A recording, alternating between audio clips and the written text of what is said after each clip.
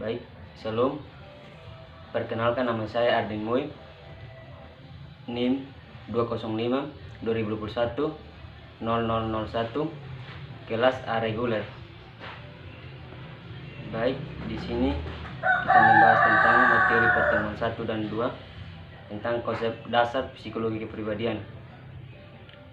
Yang pertama, psikologi diakui sebagai ilmu yang berdiri sendiri pada tahun 1879 ketika Wilhelm Wundt mendirikan laboratorium. Kedua, definisi kepribadian menurut ahli psikologi Gordon W. Allport, Craig, dan Adolf Heuken. Yang ketiga, pokok-pokok definisi kepribadian dari ketiga ahli, yaitu yang pertama, kepribadian merupakan suatu kepribadian yang kompleks yang terdiri dari aspek psikis. Yang kedua, kesatuan dari kedua aspek tersebut berinteraksi dengan lingkungan yang mengalami perubahan secara terus-menerus. Yang ketiga, kepribadian bersifat dinamis. Dan yang keempat, kepribadian terwujud berkenan dengan tujuan-tujuan yang ingin dicapai oleh individu. Faktor-faktor yang mempengaruhi terbentuknya kepribadian. Yang pertama, faktor biologis. Yang kedua, faktor geografis. Yang ketiga, faktor kebudayaan. Dan yang keempat, pengalaman kelompok. Kita masuk dalam materi pertemuan ketiga, tipologi kepribadian.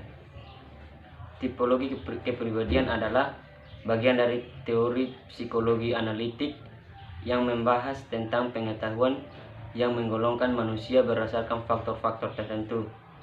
Yang pertama, STAR. Kepribadian merupakan kehidupan dari individu secara keseluruhan. Yang kedua, Andy dan Bort. Kepribadian seperangkat kecenderungan yang stabil.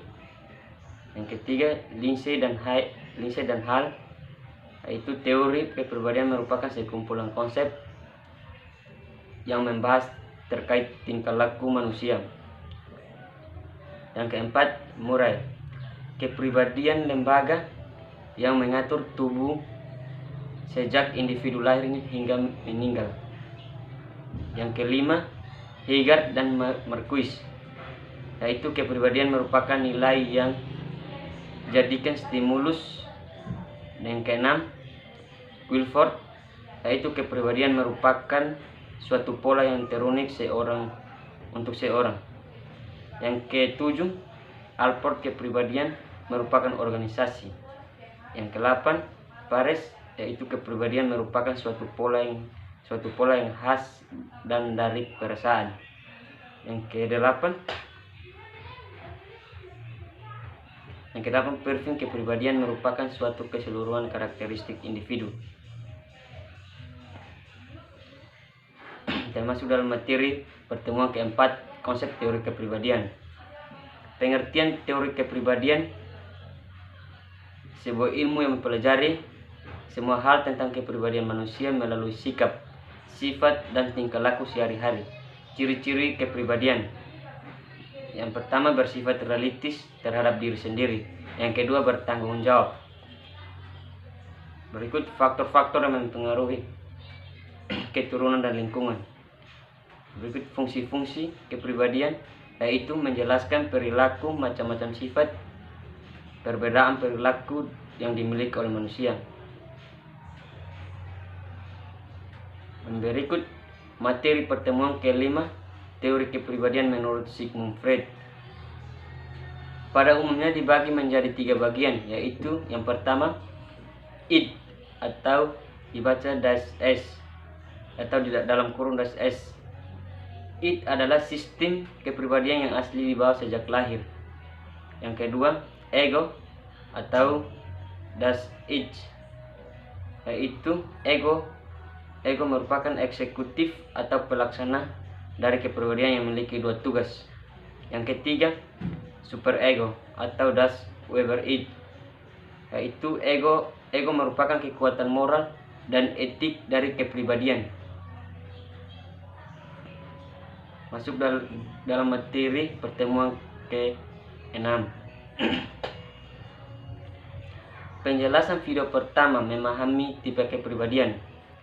Yang pertama, apa itu kepribadian?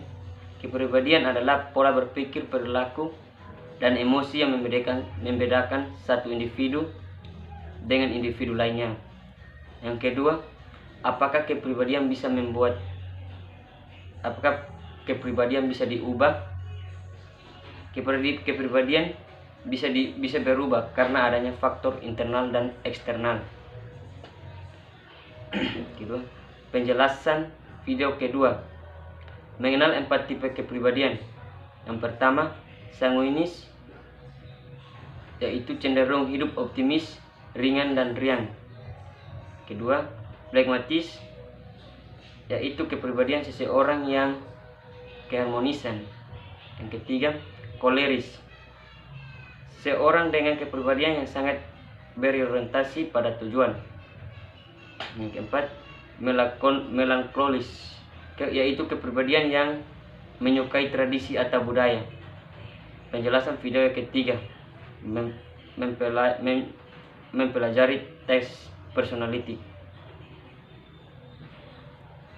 Penjelasan video keempat, tips berbicara yang lancar, percaya diri, dan berbicara dengan volume suara yang sesuai. Penjelasan cara mengatasi cemas dalam diri, yaitu menarik napas dalam dan bercerita kepada orang yang dipercaya. Masuk dalam materi pertemuan ke-7. Pertama, teori kepribadian Gordon Allport. Gordon Allport meyakini bahwa manusia adalah makhluk rasional yang digerakkan kesadaran yang berdasarkan pada masa kini, masa depan, dan bukan masa lalu.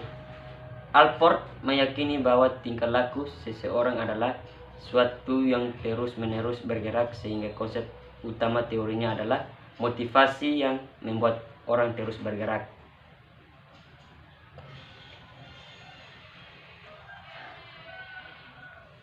Baik, shalom.